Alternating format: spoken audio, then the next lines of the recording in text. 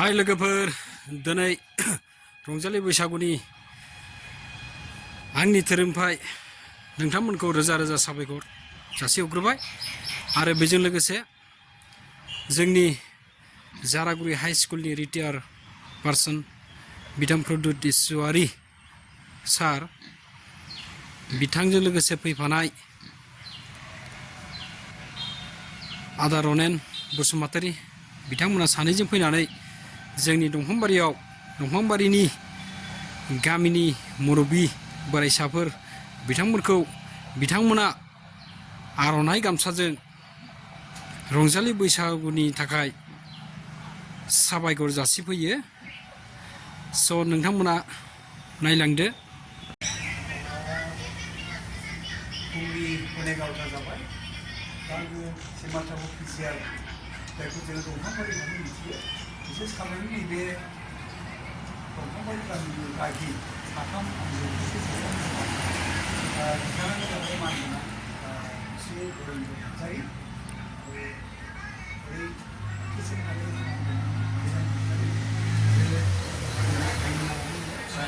सहेन नार्जारि बे दंफांबारि गामिनि बे साथाम गागिफोर बे गागिफोरनि आङो आरो बिथांमोननिफ्राय मैयानि संक्रान्ति आरो दिनैनि बैसागु आरो माखासे बाथ्राफोरखौहाय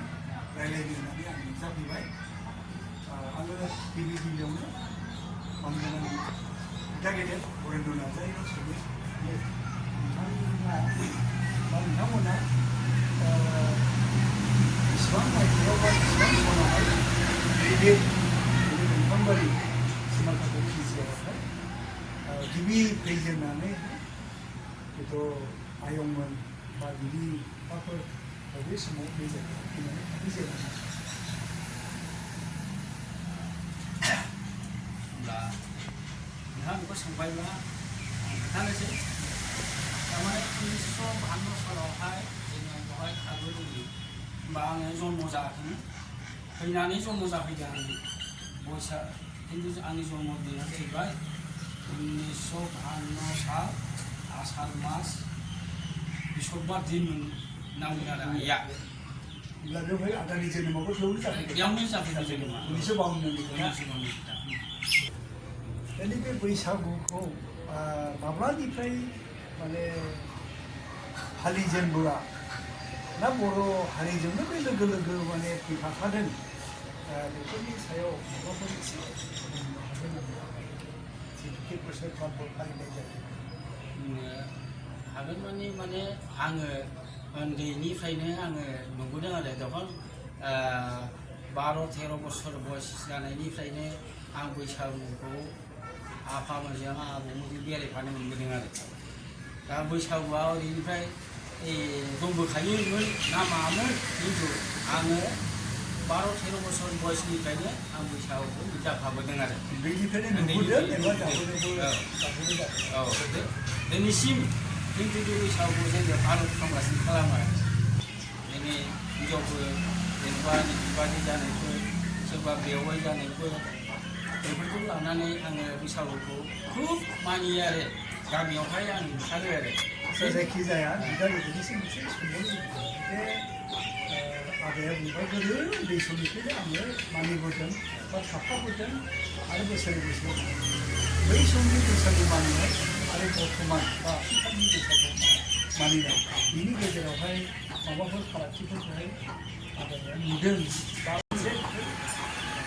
माने जोंनि सा बैसागुआवथ' बैसागुनो दङ खिन्थु जोङो गोदो धरे 12-13 बोसोरनिफ्राय ओंखारबोनाय नालाय आङो मथा मथि बे 20-25 बोसोर जानाय समावहाय आङो मथा मथि जों गसाइगाव आलारिझर गुसुगाव माने जेरावबो जों थांनानै बैसागुखौहाय मानिमोन आरो औ जारागुरि बादियाव मास्टारमोन लागोआवहाय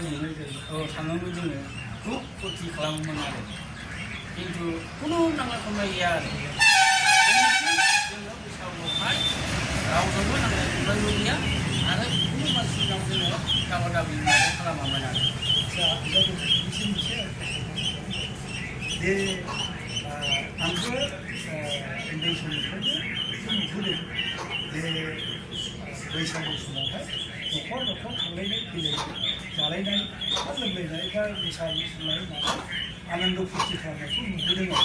आरो बेबायदि न'खर न'खर थांलायनाय जालायलायनाय आलासि बरायलायनाय आलासि माने नाजावलायनाय सिगां जेरैबायदि जों दाबोनो न' न' गिदिंलायनानै लोंलायनाय जालायनाय बेनोमोन आरो खिन्थु बिमा बिफाखौ सनमान लानाय खिन्थु दानि मुगायाव नुबाय नै जायगा जायगा माने केन्देल होनानैहाय केन्देल बानायनानैहाय जे उत्सब खालामो बैसागु फोरबो खालामो नाथाय जों बिसिसिमाव थाङाखै जोंनि बे गामियावहाय जोंनि गामियावहाय जोङो खिन्थु सान्थि बादै जोङो सान्थि भाबै जोङो बैसागुखौ जों खुङो आरो रंजा बाजा सान्थि भाबै रंजा बाजा जोंनि गेजेरावहाय सासे बे जुमाथाखौ फिसिया दंफां बारिनि सासे गाज्रि दं बेखिया साख्रिवाला नामगोनां लिराम मुसारि बिथांखौ आङो खुगानिफ्राय मिथिनो मोनदों बिथांनि बिफाफोर बा बिब'फोर बे जायगानि अबस्थाफ्रा मा ओरैनो जोंनि सिमांथाखौ सिमांथाखौ नुनो आरो जोंनि जारागुरिनि मानसिफोरा बे जायगाखौहाय बिफां मुसुगारोमोन जाय सिसु बिफांखौ मुसुगारोमोन माने बेबायदि बाथ्राखौ हयथ' बियो खिन्थु बिथिं आगोलाव लामाबो गैयामोन थुरिबारिसोमोन जोंनाबो बावसर घरना सातबरल'मोन रायजो जानाया बेनिफ्राय दा बिनिफ्राय बांबाय दा एरबाय आरो गोदोथ' बिदिनो लामा सामा बिदिनो गारि लामासोमोन नालाय थांलाय फैलाय खुब खममोन आरो नोंथाङाथ' स्कुलखौ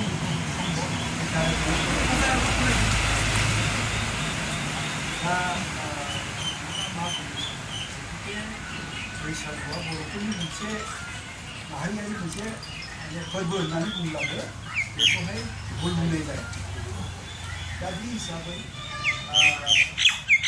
बेवहाय माने उननि समफ्रावबो बे जिनिसा खालामबाय थानांगौ बा सोलिबाय खालामनांगौ होननानै आसा खालामनांगौ बे ओनसोलनि बा गोजोननाय थाबाय बिथांनिसिम आरो स्पेसियेलि थेंक्स सार आरो बेजों लोगोसे सारजों फैफानाय रनेन बसुमतारी आदाखौबो थेंक्स जानायनाय थाबाय रोजा रोजा साबायखर सार इयुनावबो जाहाथे बिथांमोना बेबादिनो बैसागु फोरबोआव फैनानै बिथांमोना बिदि गारजेनफोरखौ लानानै आर'नाइ फालि आरो बेजों लोगोसे गोजोननाय जासि फैबाय थायो जुगे जुगे थाथों बिथांमोननिसिम धन्यबाद सार।